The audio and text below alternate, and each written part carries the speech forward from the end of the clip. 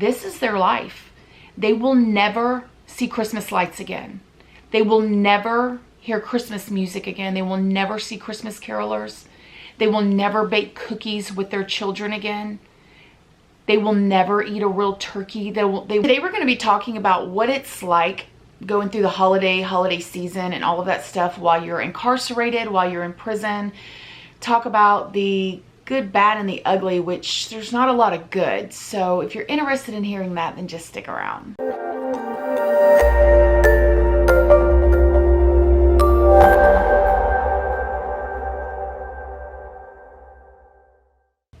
Good morning, my lovelies, my beauties, my friends. My name is Christina and welcome to my channel. If you're new here, thank you so much for clicking on this video. I really hope that you will subscribe, stick around, take a chance on hearing some things that I have to say. And if you are a returning subscriber, y'all already know, y'all are my babies. So good morning, good morning, good morning. Happy Wednesday to you all. I hope you guys are having a good week so far. Starting off with one of my intros, I just want to remind everybody that the meet and greet is this Saturday. If you were able to get tickets, I cannot wait to meet you guys, hug you guys, and actually get to hang out with you guys. It's not going to be a super quick meet and greet. It's actually going to be where I'm going to get to spend some time with y'all. So I'm so excited about that if you're coming. Now, my mood is a little bit off today because I've really been thinking about the holidays in prison and thinking about what a hard time that was. Holidays in prison, nothing about it is enjoyable or fun. It's actually really sad and depressing time. It's very hard on everybody in there, whether you have a family at home, whether you have kids or anything like that. And what usually happens is around September, October, the weather starts cooling off. So I've told you guys before that the prisons that I was in had no AC in the state of Florida. By the way, hi, if you're new here, my name is Christina, and whenever I was 21, I was sentenced to 3 years state prison in Florida. So it's very hot, and there's no AC, so, you know, you're sweating all the time. But when the weather starts cooling off and the breeze starts blowing more, you guys know exactly that feeling that I'm telling you about when it turns fall. It's just like this mind switch. It's a whole new mood switch. And I know a lot of you guys maybe live up north, and the winter blues is a real thing up north, but it becomes a thing actually in prison as well because the weather changes and everybody knows that it's holiday season. So when you're in prison and it starts cooling off and it's really breezy, you start thinking about what it's like on the streets. You know how when you go into the stores or the mall and there's Christmas music playing everywhere, and you know there's like pumpkins, or kids are getting ready for Halloween. So just when the weather changes, your mood changes. So we'll start with Halloween. Halloween is just another day in prison. Yeah, sure, sometimes us women will like make cakes and we'll try to celebrate, but for the majority of it, it's very hard. Nobody's dressing up. No officers are dressing up. Every now and then we may see an officer, a female officer, that has like pumpkin earrings or like skull earrings, and we may get a little bit of excitement from that little tiny thing, right? Little tiny thing is like maybe little skeleton earrings hanging, or like, fall leaf, little jewelry or something. Nothing too big. But other than that, it's just another day. And it's very hard in there for women that have children. I did not have children whenever I was in prison, but they're missing it. They're missing their kids. They're wondering what their kids are doing. Are their kids laughing? How do you feel on Halloween? Do you go trick-or-treating? Do you take your kids, or do you just stand at the door and give candy out and see like what it looks like outside at Halloween when you have like all these little kids running around with their bags and they're laughing and they're running? And when you're in prison, there is none of that. It's just another day in there, and it stinks. So we'll move on to Thanksgiving. It's the same. The only difference with Thanksgiving is it starts getting a little bit cooler there, and it stinks because if you are from Florida or you're from a place where there's a hot climate where it actually starts getting a little bit cooler in the fall, that is such a cool feeling. It's a wonderful feeling where people bust out their Ugg boots, or I've never owned any Ugg boots, but you know what I mean. It's when we start wearing our darker color lipsticks and we get excited about getting to pull our jackets out. And in prison, you don't have any of that. I mean, you've got some black black work boots and you've got like this big blue jacket that just matches your prison uniform, but that's all you have. Now, Thanksgiving dinner, we do get a special meal, which is usually like you actually get mashed potatoes, and I don't know if they're actually mashed potatoes or they're instant. It doesn't matter. They taste good comparing to the rest of the food. You get like mashed potatoes, you get gravy, you get a little bit of turkey, you get a little bit of cranberry sauce. It's all still on the plastic tray. It's like not anything super special, you know, but it's different. And so we all look forward to that. You get a little slice of cornbread, and the turkey is actually, it's not real turkey. It's not like a turkey you would cut off a bone. It's more like a turkey loaf that you get like a slice or two of, depending on how big the slices are. But it's actually really good compared to everything else. Now, if I was to eat that turkey meal here on the streets, would I consider it to be good? No. But when you're in there, your palate really changes because you're eating very bland food. So anything that has a little extra sodium or a little extra sugar tastes so much better to you in there because you're not used to it, right? You get used to very, very, very plain, tasteless food. Also on Thanksgiving, we usually get a little sliver of pumpkin pie. You know, have you ever been to like an Asian buffet, and you know how like they have pie slices, but they're like little tiny pie slices, and you got to get like 4 or 5 of them to equal a real slice of pie? That's what you get in prison, and we eat it up. It's really, really good because that's the only pie you're going to get is either on Thanksgiving or Christmas or both sometimes. Now we'll move on to Christmas. Think about all of your favorite things about Christmas.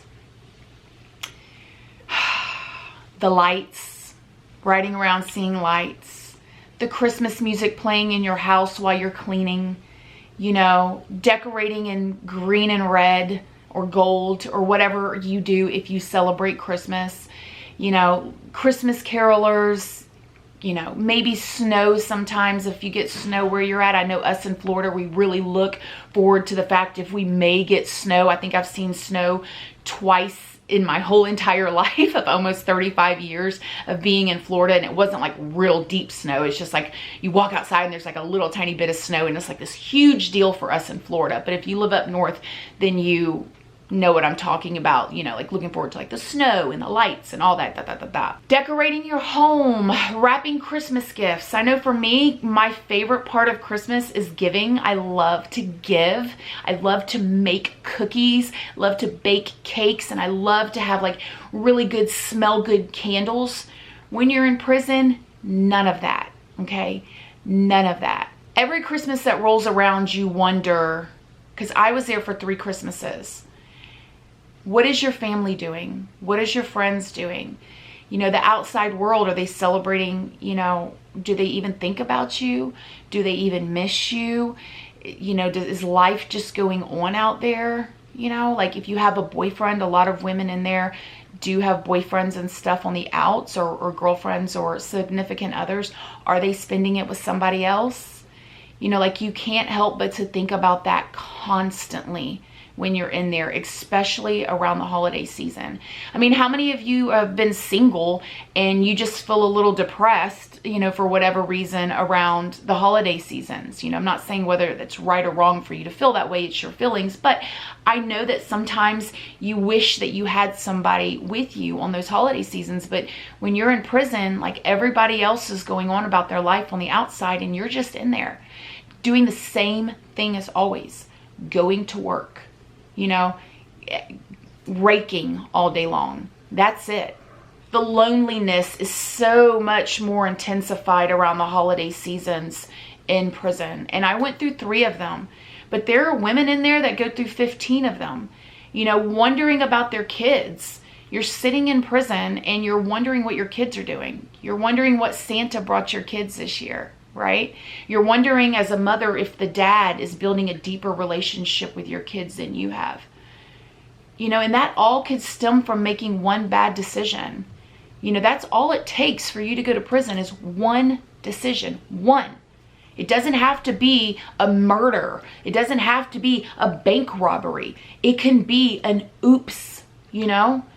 It can be speeding while driving completely sober and you're not paying attention. You're speeding, you're thinking about work and all this, that, or whatnot, and and you accidentally get into a wreck and somebody gets injured or hurt, and you're in prison for that, for reckless driving, because there was a great bodily injury, you know, and that person's family is affected. So don't for a second sit here and watch this and think that, ugh, well, don't do anything wrong, you won't go to prison. There's a lot of amazing, great people that made a wrong decision. And there is nobody on this earth that has never made a wrong decision. So count your blessings. One of the years when I was in prison, which was in 2007, okay, so the holiday seasons, okay, so I was in there for the holiday seasons for 2005, 2006, and 2007. My last year that I was in there, the prison that I was in, which was a much smaller compound, it was only like 450 women in there, they allowed the church groups to bring in gift bags for us. And that was the most amazing thing to us ever. All they were little brown bags, because the bags could not have staples in them. They had all of these like rules that they had to follow. So it was just a little brown paper bag, and in it was like a mini deodorant, a mini toothpaste, you know, like a comb, a toothbrush, and some candy. So it wasn't like we were getting like shoes or whatever, earrings or anything like that. It was just little toiletries and some candy. And to us, it was like so awesome, so amazing. I remember seeing women selling their bags for like $30 and $40 of Canteen, just because it was something different. And there's no hate or no shade or anything for the women selling their bags. I mean, they're trying to survive in there. They're trying to make it. You know, you've got some women in prison that get tons of money, and then you've got some women in prison that get no money. So, you know, they've got to hustle. They got to do what they got to do. So that only happened one time while I was in there. Also, that same year, something really amazing happened. The church groups set up this thing, which was kind of like a Toys for Tots type of thing, where the women who were mothers could walk into the church and pick out toys that had been donated to send to their children, and then they would fill out paperwork and all that, and the church would actually send it to their children. And it was really awesome for the moms, because the moms felt like that they were going to actually, you know, they're giving something to their kids, right? So they get to call their kids on Christmas Day, and they get to ask their kids how they like their gift that they picked out for them and all this stuff. And it was just so nice and so thoughtful, because, you know, no matter what decisions that you made, when we make bad decisions as adults or as us, like our whole entire family is affected by it. You know, people that love us, it's when we do time, it's not just us that do time. The people around us do time too. And especially, you know, as a mother, when you have kids and your kids have to wake up on Christmas morning and go run to see what Santa brought them, but mommy and daddy's not there. You know, mommy's not there to give them a hug. Mommy's not there to bake cookies with them. Mommy's sitting in prison on Christmas Day, literally doing nothing, because we do nothing. That's it. We do get a special meal again, basically the same thing, like the turkey and the little piece of pie and the mashed potatoes and the gravy, and that's it. That's all we get. There's nothing. You sit around when you're in there on Christmas Eve, and, you know, you wonder what your kids are thinking, what your family's thinking. You literally get stuck in your brain, and you're thinking over and over again about what everybody's doing on the streets, and you're just sitting in there. That's it. You're sitting in there. It's torturous. It's so hard, you know. There's no potlucks. The COs are not bringing in brownies for us. They're not allowed to anyway. So, you know, nothing against them. There's no brownie. There's no nothing. There's just the same old thing. The same old canteen items. A good meal for what we get in there. And that's it. So, yeah. And then you think about, there's people in there that are never getting out, okay? There are people in there that are innocent. There are people in there that really did not commit a crime or commit the crime that they were charged with, or maybe they got an unfair sentence, and they sit in there every single Christmas and know that this is their life. They will never see Christmas lights again. They will never hear Christmas music again. They will never see Christmas carolers. They will never bake cookies with their children again. They will never eat a real turkey. They will never clean their kitchen to Christmas music. They will never wrap another gift again. Never. They'll never see a bow. They'll never put up a Christmas tree and decorate it with their loved ones. And even if they made a really bad decision, even if they did, and they spend 10 years in there and they change, they really change. They have a new heart. They're helping others in there that are getting out and they're spending all their time. It still doesn't matter. They will still never, ever have another Christmas on the streets again. They'll never go Christmas shopping. They'll never hug their grandmother on Christmas morning and tell her that they love her. Every Christmas, they will sit in prison and do nothing. So, I hope that this video sheds some light to you guys about what it's like for the holidays in prison. I kind of put this off for a while. I gotten at least 2,000 messages and DMs and comments about this, but I knew that it wasn't going to be a normal, happy Christina video. You know, it's not like that. It's very hard. So I hope that you guys like this video. Let me know what you guys think in the comment section down below. Have you had a family member that's been in there on the holidays? What did they tell you? Have you been in there, you know, on the holidays? So, and if you're a part of any church or any organization that can donate and stuff, I ask you to please, if you have it, you have the extra funds to donate a toy or donate some toiletries if they're collecting stuff, or if you see anything on Facebook that's asking for that type of thing and you have the resources to do it, please do, because it means the world to inmates in there. Something as little as a brown paper bag with a toothbrush and toothpaste in it and a couple little Jolly Ranchers is like, you would think that we had won the lottery. It's so special. So, all right guys, please don't forget to like this video. It's a free way that you can help your girl out. And until next time, I love you guys so very much. And I'll see you in the next video. Bye.